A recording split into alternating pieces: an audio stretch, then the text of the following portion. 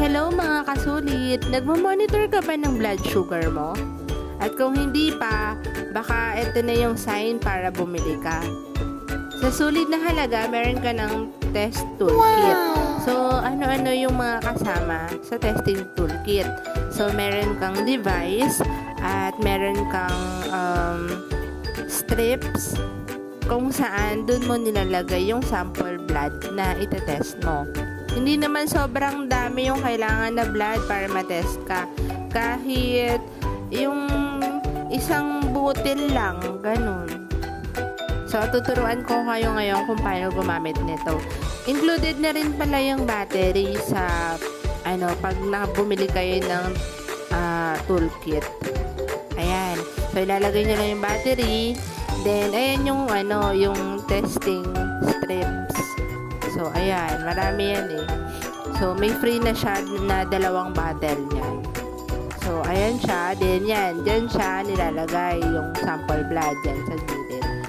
So, guys, kapag magte-test na kayo, kailangan na i-sanitize nyo muna yung kamay nyo. So, every time na magte-test kayo, sanitize.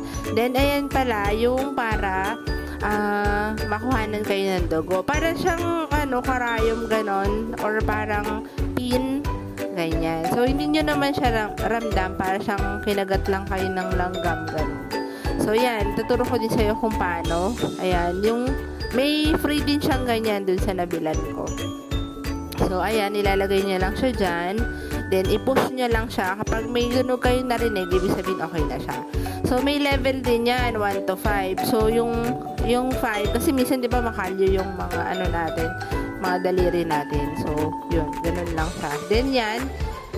Paano nyo malaman pag gumagana kapag may ganun siya, parang may blood something dun sa screen. Ayan. So, kung tama, ayan yung isusuksok nyo doon sa, sa device. Tapos, mag-sanitize muna kayo bago nyo gawin yung pag-blood test. So, yan. Nag-sanitize muna ako.